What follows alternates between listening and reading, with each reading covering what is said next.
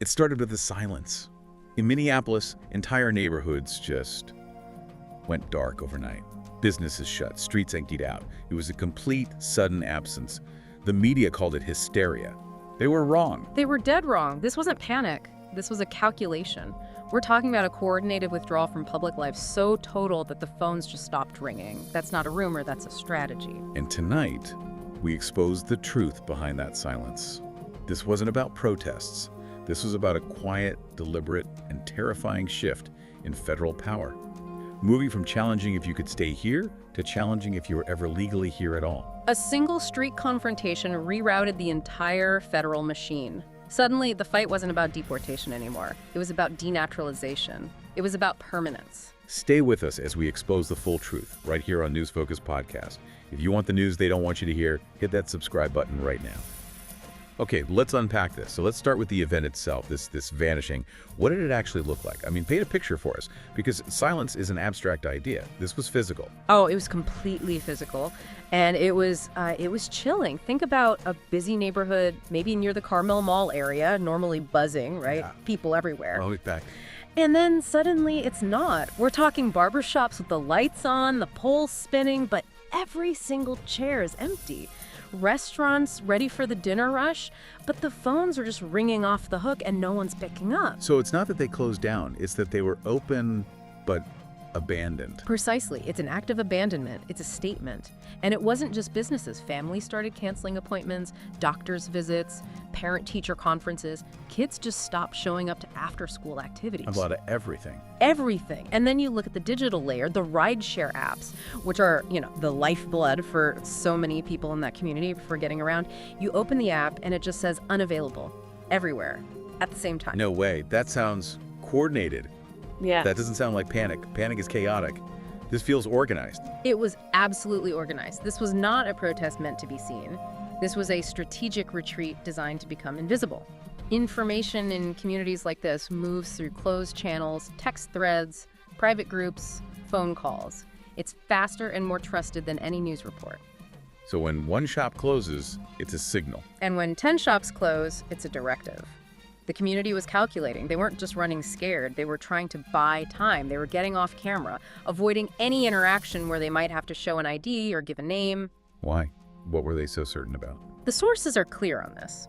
They believed, and it turns out they were right, that the list already exists. They knew this wasn't random. They knew the government was hunting with precision. And that precision hunting started with a specific event. The trigger. December 19th, 2025. That's the one. ICE agents were conducting a targeted vehicle stop. Let's be really clear about that word targeted. Right. This wasn't a general patrol. This wasn't a checkpoint. No. Targeted means they have a file, they have a name, they have a location mapped out. This isn't phishing, it's a spear. And when the community saw that spear hit and the chaos that followed, they knew it wasn't the only one the government had. They sensed the dragnet was already in place, and this was just the first person being pulled from it. Exactly. So what do? You go silent. You create a data blackout. You make it impossible for them to find new targets by just, being out and about. It was an instinctive but brilliant countermeasure. They introduced fog into the government's field of vision. Here's where it gets really interesting. Because the vanishing, that was the community's move. But the confrontation itself, that one incident, is what rerouted the entire federal strategy. It went from a local problem to a Washington, D.C. problem in a matter of hours. It did, because this wasn't a peaceful protest. The witness accounts we have describe crowds closing in on the federal agents fast. The situation was deteriorating so quickly that chemical agents were deployed. You can hear it in the calls for backup. The agents believed they were being overrun. And that's the tripwire, isn't it? An agent reporting they're under physical threat during an operation. That is the absolute tripwire. Procedurally, that report goes straight to the top. It's no longer about immigration enforcement. It becomes an issue of officer safety and the obstruction of federal law enforcement. Politics goes out the window. It's a security alert. So once that line is crossed, that jurisdiction, Minneapolis, gets a massive red flag next to its name in a file in Washington. A permanent one. They do not forget that. When physical resistance happens, the federal strategy has to adapt. It signals that street-level operations are now high risk and unpredictable. So they have to find another way. But a quieter way. A way that doesn't involve streets at all. But what really sealed the deal was the response of the local police. Right, they showed up. What happened? They arrived, they separated the crowd from the agents just enough to de-escalate the immediate violence, and then they withdrew. They just left. Wait, hold on. They left the federal agents there alone to handle it. Completely alone. They upheld the city's sanctuary policy in the most direct way possible. And in doing so, they made a massive statement. The statement being, this is not our problem, you're on your own. Exactly. But here's the thing people misunderstand about sanctuary policies. They don't block federal law, they just reroute the responsibility. When the local cops stand down, the problem doesn't disappear, it gets kicked upstairs, all the way up. So Washington is looking at this and saying, okay, we can't rely on local cooperation on the ground anymore. Trust is gone. We can't risk our agents in these street-level operations. The risk assessment changes completely, and the federal government is forced to develop a new strategy, one that doesn't need local police, doesn't need straight access, and doesn't involve physical confrontation. So if you can't enforce the law on the street, You enforce it on paper, you move the fight from the street to the file room, and that is a much, much more dangerous fight for the people involved. which brings us to phase 2. This is the part that didn't make the news because it didn't have sirens. It arrived in the mail. It arrived with the quiet thud of a legal notice. After the street confrontation, the Department of Justice quietly, but very broadly, expanded its use of citizenship reviews, denaturalization cases, all tied to existing fraud investigations. This is the shift we talked about at the top. Right. From presence to permanence. Can you break that down? Because it's a huge difference. It's everything. Deportation is a threat to your presence. It challenges whether you can physically stay in the country right now. Maybe you overstayed a visa or there was a criminal issue. But denaturalization, that's a threat to your permanence. It challenges the very legality of your citizenship from the moment you got it. So it's not about what you did yesterday. It's about what you wrote on a form, maybe 20 or 30 years ago. Precisely. It's a forensic audit of your life's paperwork. They're looking at the original naturalization application, every document you submitted, every statement you made under oath. They're hunting for a single flaw in that foundation. And this is terrifying for people who have built entire lives here. They own homes, they have businesses, their kids are citizens who were born here. They thought it was over, that the paperwork was final. They believed they had the ultimate legal shield. And suddenly, they get a notice that the government is reopening that file. And the fear changes. It's no longer about a public protest, it's about a frantic private call to a lawyer. It's about digging through boxes in your attic for a document from 1995. It's the terror of conditional citizenship. The idea that the ground you've been standing on for decades wasn't solid after all. And legally, the government has a high bar to meet. They can't just do this on a whim. They have to prove two things. First, that you concealed or misrepresented a material fact. Okay, material. There's that word again. What does it actually mean? Is it a typo on your birth date? No, it's not a typo. That's the critical distinction. A material fact is a piece of information so important that had the government known it at the time, they would have denied your application. Or, at the very least, it would have triggered a major investigation that likely would have led to a denial. So like concealing a criminal record from back home, or lying about your marital status to get a green card. Exactly, those kinds of things. The second thing they have to prove is intent. They have to show that you knew you were lying and you did it on purpose to deceive the government. That's the harder part, proving what was in someone's head 30 years ago. But this power, this ability to denaturalize someone, this isn't new, is it? Not at all, and that's what makes it so potent. This isn't some new law passed in a panic. The statute has been on the books for ages. This is just an old tool being picked up and used with new, systematic, data-driven precision. And the courts have backed this up. Consistently. The legal principle is that fraud unravels everything from the beginning. It's called void ab initio. It means the citizenship was never legally granted in the first place. You held a certificate, but it was based on a lie, so legally it was never valid. That's devastating. But the part that really gets me is the ripple effect, the derivative citizenship. This is where it becomes a generational catastrophe. If a parent's naturalization is revoked because of fraud, Their status is nullified retroactively. So legally, it's like they were never a citizen. Correct. And if their children, who might have been born abroad, gained their own citizenship through that parent while they were minors, Then their citizenship is built on a foundation that just crumbled. it can be challenged and potentially revoked as well, Yep. because their legal claim to that status was derived from a parent whose own status was just declared invalid. Now, to be clear, if a child was born in the U.S., they are a citizen under the 14th Amendment. That's safe. But for those who naturalize through their parents, their entire legal identity is suddenly at risk. My God. So a lie told by a father in 1990 could result in his son, now a 40-year-old man with his own family, losing his citizenship in 2025. That is the precise and terrifying implication. And that is why the deep silence fell over the community in Phase 2. The risk was no longer just personal, it was about the potential destruction of an entire family's legal existence in America. So we have to get to the why.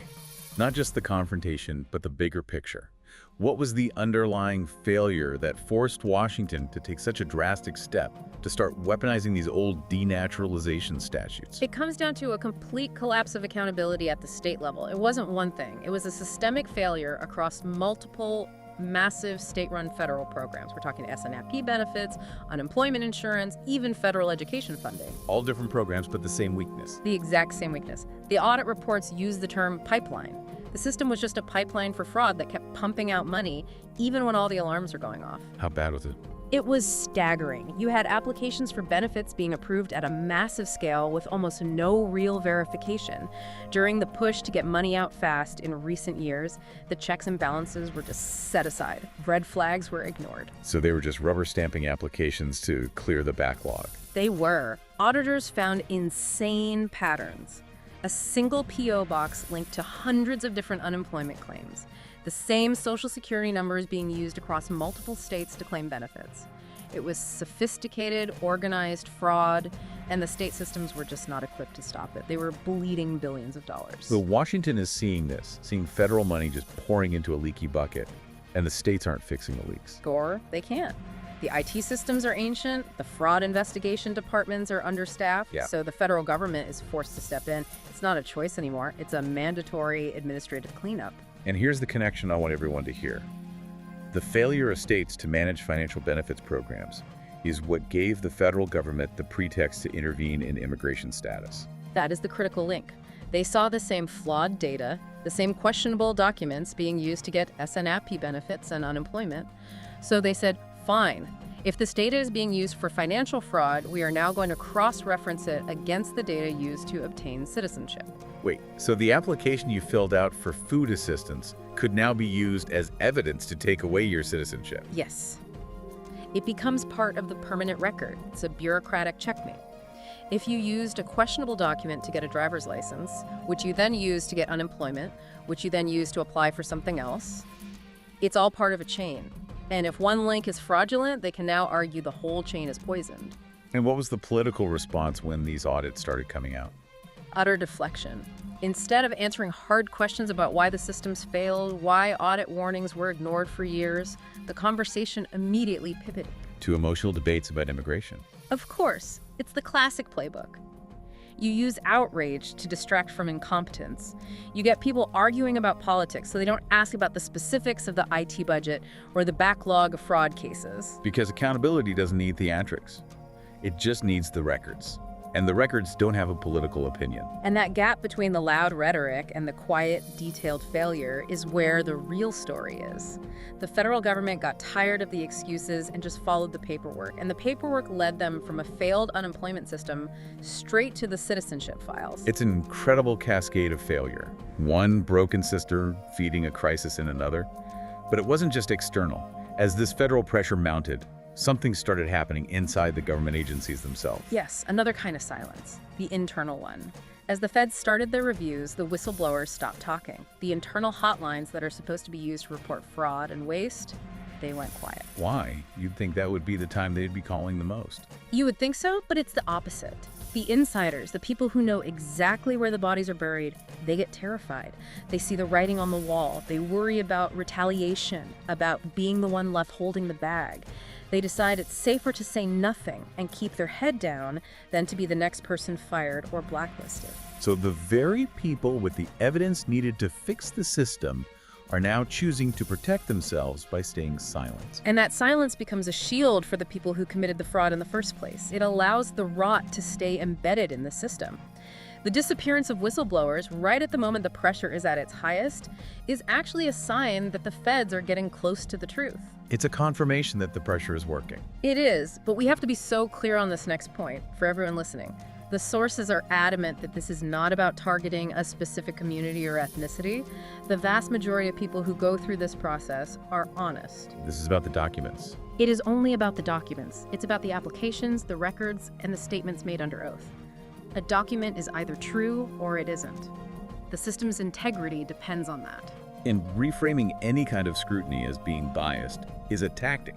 It's a way to shut down legitimate questions about accountability. It's an incredibly effective tactic, and it does a terrible disservice to the millions of law-abiding immigrants who did everything by the book. It protects the bad actors and leaves everyone else to deal with the fallout when the system inevitably comes under review. A system that refuses to check its own records will eventually collapse. And the cost of that internal silence is that the full truth, the real scale of the fraud, might stay buried, even as the consequences for individuals play out. Exactly. The silence inside the bureaucracy is, in its own way, more dangerous than the silence on the streets of Minneapolis. It guarantees the problem will happen again. So what does this all mean? The vanishing in Minneapolis was the shockwave, the warning siren.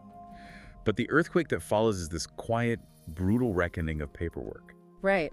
And the calm that has settled over the area now, that isn't resolution, that's processing. That's the sound of lawyers reading files, of families gathering documents, of courts scheduling hearings. The drama is over. The consequences are just beginning. And these consequences don't involve sirens or crowds. They involve deadlines on legal letters. They involve the impossible task of proving the validity of a document from decades ago. And this is the core takeaway for you, the listener. This whole episode is a story of cascading failure. A street confrontation forced a federal strategy shift. That shift leveraged a massive failure in state-run financial programs. And that leverage is now being used to challenge the most fundamental status a person can have, their citizenship. Once a review like this starts at the federal level, it doesn't just go away. The files are open. The precedent is set. Assumptions about permanence are over. The vanishing was the reaction. The reckoning is the outcome. That's the stark, interconnected reality we're facing when systemic failures are finally addressed. But I want to know what you think. If unchecked fraud and systemic failure in state agencies is what mandated mandatory federal intervention in immigration status via denaturalization reviews, where else might unchecked, politically sensitive fraud and state-administered federal programs think massive infrastructure funding projects, public housing subsidies, or large-scale education grants trigger similar mandatory centralized federal oversight that fundamentally changes established state and local systems? Where else is the paperwork vulnerable? Let us know your opinion in the comments below. We read every single one. I'm the host speaker. And I'm the expert speaker. Thanks for tuning in to this deep dive.